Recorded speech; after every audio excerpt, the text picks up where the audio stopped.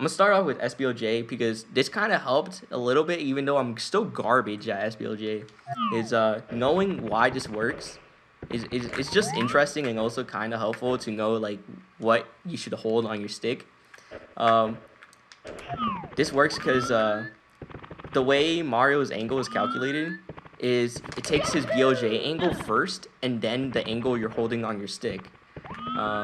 So a good example is like right here. If I hold diagonally and I move in any direction like that's not forward, he'll move backwards, right?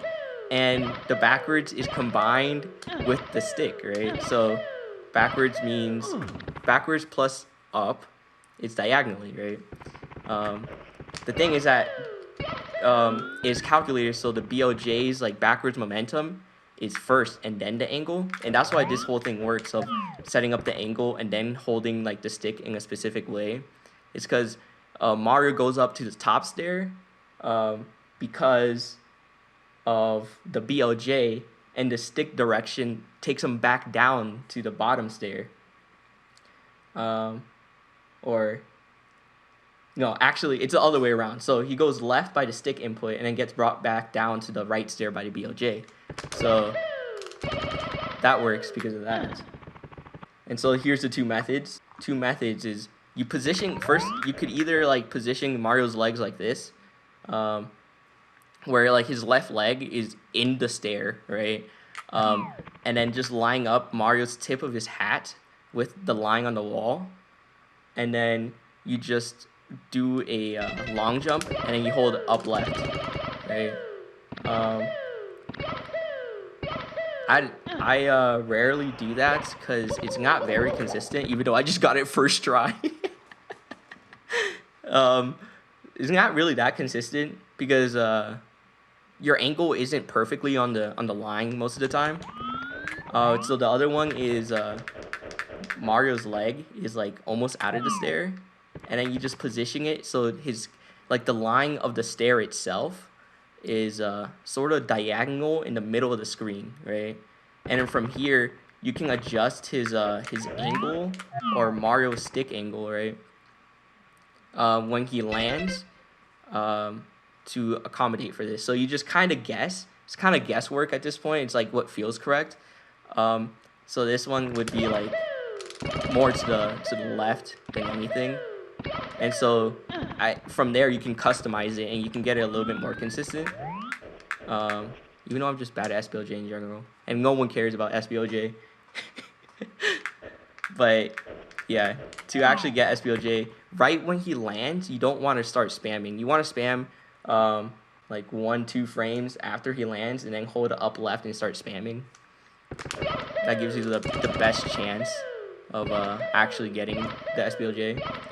The exit is I think the hardest part because this fence, dude, is garbage, dude. Either you can just hope that you don't hit the fence and just keep holding the direction, or you could do a little trick that Kanno shows in like a Twitter video from a random account. Let me see if I can find this. This is crazy. That I don't know how the fuck I found this. There's this video of Kanno like apparently it's Kanno explaining how to do SBLJ, right?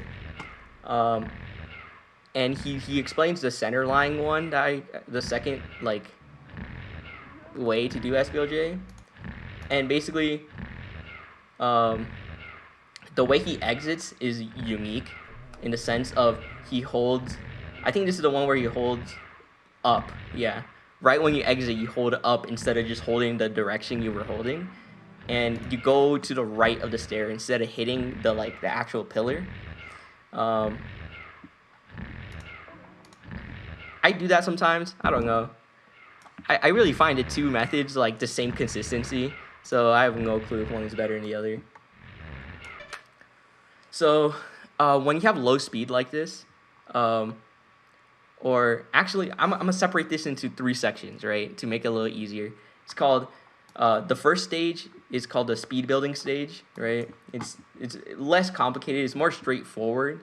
The second part is the speed control stage, which is the most complicated part, and then there's the exit, right? The exit is still important to know how to exit, right? And the speed building stage, all that happens during this like time is that if you see Mario, he'll twitch into one direction. The DDD Skip wiki in Japanese calls it a blur, but like that doesn't mean that's like I don't know. Mario looks like he's like twitching to a direction. Number of long jumps. They explain how like Mario twitches in one direction, and what it means in each stage, right? They call it blur, right? And this is what he's talking about, or the wiki tells you, is that this is Mario's regular position, but then when he twitches, he goes to the left, right? Or to the right, or he doesn't at all, right? So those are the three possible situations that Mario could twitch, is that you could twitch to the left, twitch to the right, or not at all, right? Here's a example of a right blur. So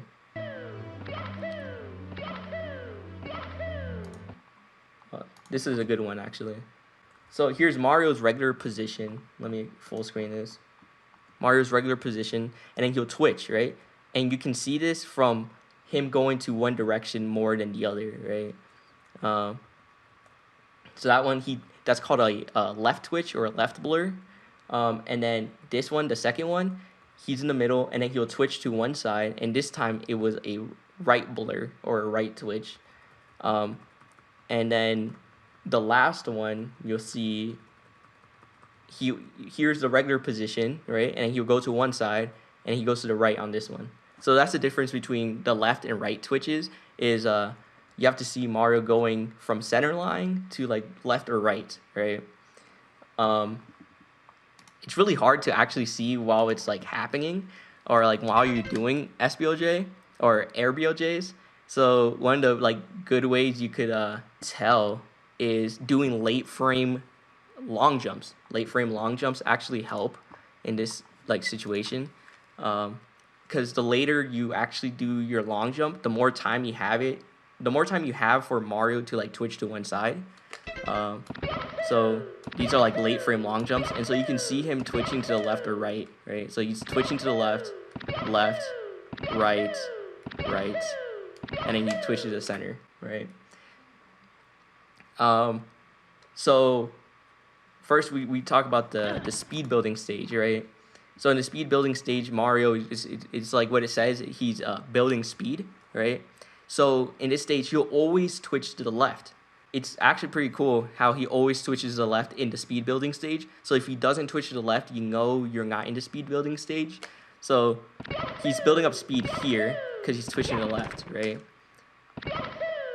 So as soon as he twitches to the right, though, we call that like this, not the first count, but he's exiting the speed building stage, right? So he will be twitching to the left, and then he'll twitch to the right twice.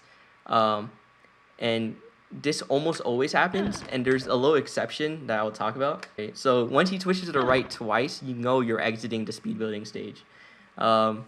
It's pretty cool. So left, right, right, and then the jump right after the two right twitches or blurs, it's called the first count. And the first count is like the most important thing to know about ABLJs, because the first count can tell you when you're gonna have to start adjusting speed, right? And so after the first count, there's let me see how many possible situations, if I remember. There's 4 possible situations, right? Once you jump again, one of 4 things will happen, right? Either Mario won't twitch to any side, so he will just stay center line. Either he'll violently twitch to the right, he will slowly twitch to the right, or he will twitch to the left. You could also see him twitch to the left and then right, which is the same thing as twitching to the left. But each one of these sections have like a specific speed range that it happens in, right? So let's see what this one is. That's a violent left twitch, I think, or actually, Bruh. Okay. Let's see. Yeah, it's a left twitch. In this situation, you would pull down, right? Because you want to reduce your speed to below the threshold of which if you jump again, you'll lose all your speed, right? And that threshold is 350. So you want to, on your last jump, you want your jump to be below 350. And if it's at the edge of 350, you'll get like 490 speed or some crazy stuff like that. Just the threshold is 350, right? If you go over that and you jump, you'll lose all your speed.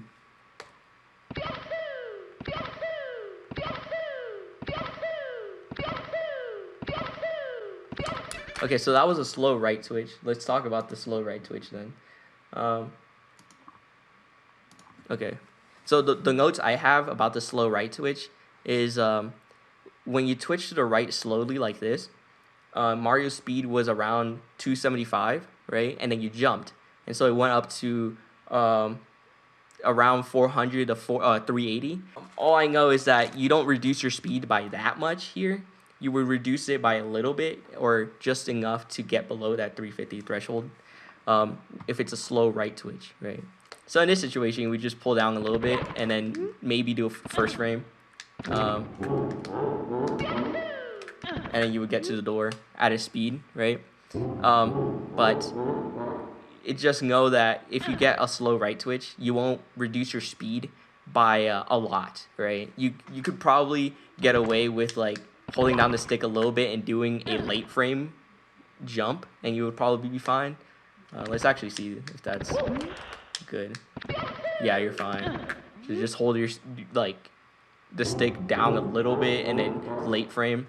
The thing with like all this twitching, like twitches to the right and left and knowing what speed it is that it's always a range. So what you do will depend on like what feels best for you, right? Because you'll find a lot of times you over adjust or you won't adjust enough, and so you'll overspeed. But you can't really do anything to prevent that because they all look the same. But we can just tell what ranges of speed we could like influence, right? State ready. Okay, so this one is a no twitch, right? A no twitch. If you don't see Mario twitching, there's two things you can do, right? Either you just jump again and hope you have enough speed, or you reduce your speed far enough so you get another first count, right? Another first count. And so once you get another first count, you can it's kind of a reset. So you get another chance to see what this second count would look like. And so then you can adjust if you get a like violent right twitch or a slow right left twitch, then you can adjust, right? That loses time, but it improves consistency if you do that. I don't do that. I just yell away and just do another jump and hope I get enough speed. So in this case, you would do another jump and then you would just go to the door, right? Because we can see his speed. So, but what I'm talking about is about getting another first count. Is let me show you guys. Is you reduce his speed and then how do I say this? Then he will twitch again, right? So you reduce his speed below 250 or 275, right? And then you jump again. And then based on how he twitches, you can adjust again, right? So that's a violent right. So I would adjust really hard for that one, but I'll talk about that one a little later. But yeah, so you can see the first second count again, and then you can adjust based on that, right? Like this. So if you get a violent right twitch, which was that one, what you want to do is that you want to pull down like basically instantly. As soon as you see that, you want to pull down almost instantly because that means you have insanely high speed. And what we can see here is that he has 442 speed, which is you probably be too much to adjust. You probably won't get this in actual runs because this is kind of a lot. But this just means he has a lot of speed, right? So you want to pull down instantly and maybe do a late frame long jump to reduce his speed, right? No, actually there. So you reduce your speed to below 350, right? So basically holding down instantly, and then you jump again, right? And then let's talk about the last one. That was a left twitch, right? Mario twitched to the left from the center line, right? Which means when he jumped, he had 390 to 305 speed, right? Which means you have to basically adjust like a little quicker than if he does a slow right one. What I usually do is I reduce it a little bit and then do a late frame jump, and that usually reduces it just enough so Mario gets past the door. You can tell it's a left one because Mario like literally is moving to the left and then snaps back to the center line. So I don't know what to say more about the speed control phase. There's not that much to say. Just really, what really matters is knowing when the first count is, which is the first count is the jump after the two right twitches. Knowing how to tell what speed you have on the second count, which is the second jump, and knowing how to reduce for it, right? And just always don't reduce your speed to lower than 310. If you reduce it lower than 310, then you won't have enough speed to actually do any of the setups. And then don't overspeed, which is with your final jump having more than 350 speed, right? Just don't do that. Forehead. And yeah, late frame long jumps are very helpful in this situation because like late frame long jumps, you can really see what is happening if you do a lot of late frame long jumps, right? The exit stage. Let's talk about the exit because it's short, but like it's pretty important because a lot of people will get enough speed and then not exit correctly, and so they won't be able to do any of the setups. Let's reduce it to like, yeah, that's about right. Okay, so this is like when you did your final jump, right? So this is your final jump. You have enough speed. You just have to get to the door, right? What you do is that when you land on the floor, you're still holding neutral, right? You want to hold left, like 1 to 2 frames after you hit the floor. For some reason, that helps. I don't know. It makes it so you keep your speed, right? If you don't do that, then you barely have any speed at the door, and you don't get in the right spot, right? So a couple frames after you hit the floor, you want to hold left, right? And the spot you want to stay on is this little tile right here. This is a spot you want. If you see this, then you can do a setup, right? It's this tile. You want to hold left after you hit the floor, right? It will help you keep your speed at the door. And some of the things that can go wrong in this situation, what could go wrong is you just land in the wrong spot like this, or you just don't have enough speed to do any of the setups, but you still like look like this, right? The first one, just try to hold left a little later. Like the neutral is actually really important here. It really increases consistency with speed at the door. And if you just hold neutral too long, then Mario won't go to the door. He'll lose his speed or go somewhere else. This is the start of like some DDD skip, let's say, setups, right? All the setups here are based on what you could see, right? So based on Mario's shadow and how it looks like, you can kind of tell how much speed he has, right? So let me actually pull up this picture that shows all Mario's speed. So there's this spreadsheet that y'all can use. I have no clue where I found this actually. It's probably in the DDD Skip website, but it shows all his speeds, right? So the first one is how he looks like at the door at 420 speed, and it goes all the way up to the max speed you can land at the door at, which is 470. I kind of made a Quizlet of these to get better at being able to recognize the speed difference. the only thing is that being able to tell like between 5 speed is nearly impossible, right? So 420 and 425 look basically the same, but 420 and let's say 430 look a little more different, right? You can kind of tell a little bit more. Some of the ranges are so short that you can't really tell the difference between them, and that's why you want to use setups that have a large range instead of a short range, right? That's why like ZS setups or draws setups are very inconsistent because they have a very short range, right? So if you see here, the ZS setup according to this only has it from 455 to 464, and only 462 to 456 is consistent, right? So 1, 2, 3, 4, 5, 6, 7. Only 7 like speed values are consistent with the Zia, and we can say the draws is a little more consistent with 1, 2, 3, 4, 5, 6, 7, 8 that are more consistent. But the setups I'm gonna show you guys is the ones that I use personally is the 3 frame, the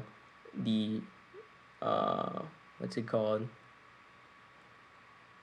The C down one, and the 8 frame, right? So these are the ones I use, and let me see what my notes say. And the 7 frame. 7 frame also is a little more consistent because it has a large speed range. An example of like the C down, C right is like one of the easiest ones other than just holding straight down, which you can see here. This is holding straight down right here.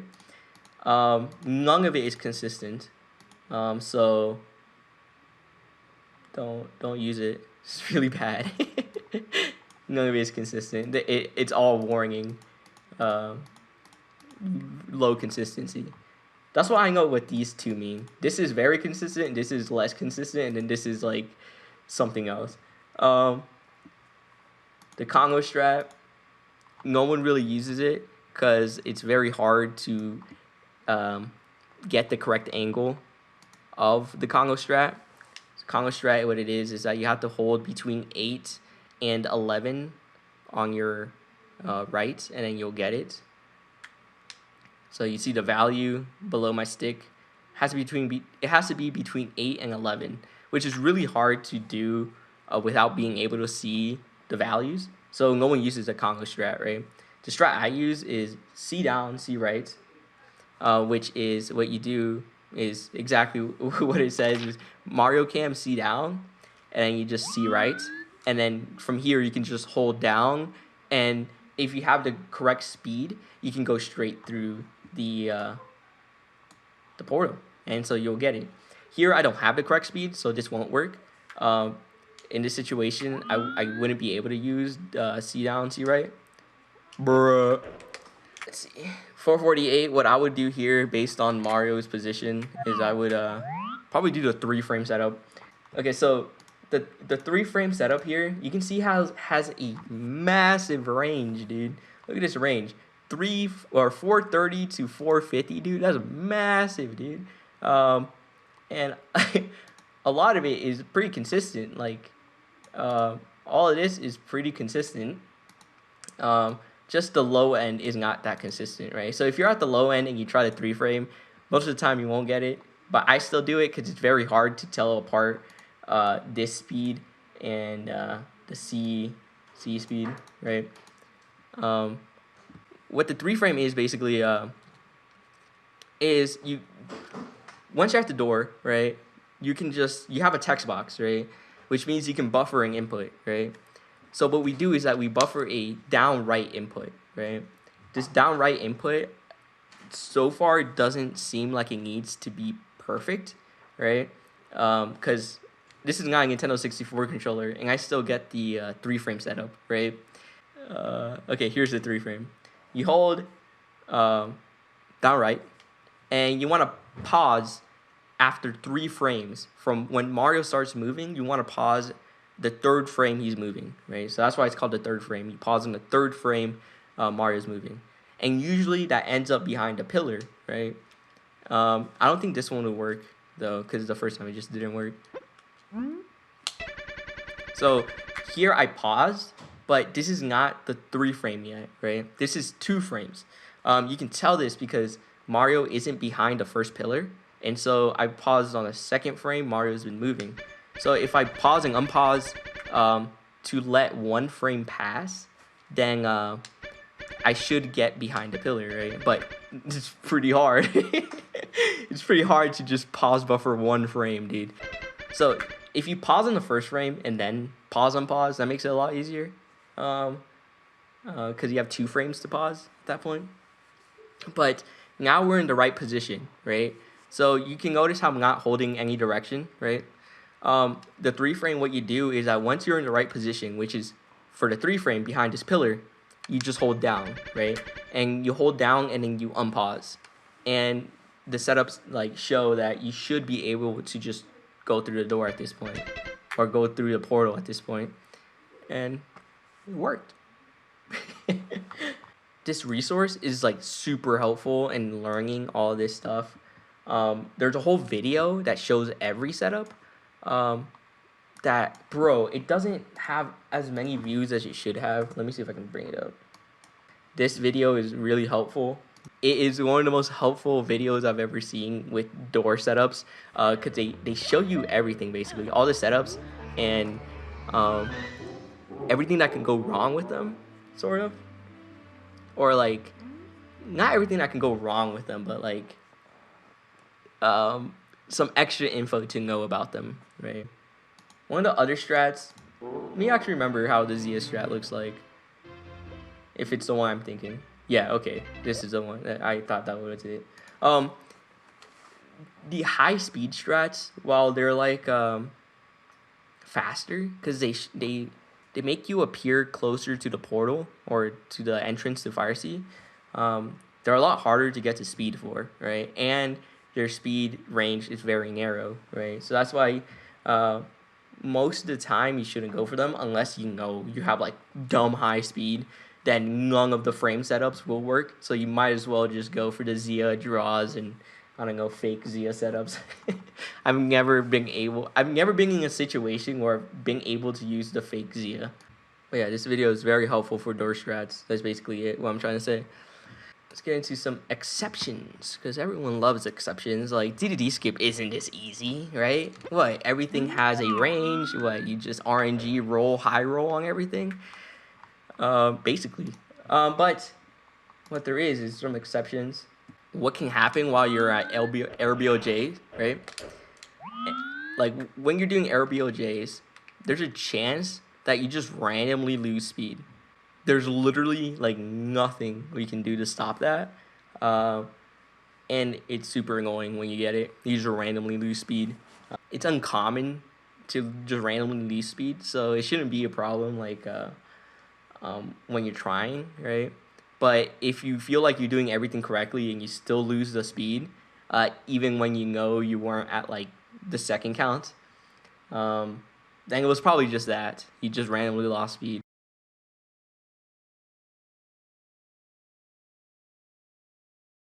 But yeah, that should be basically everything about DDD skip.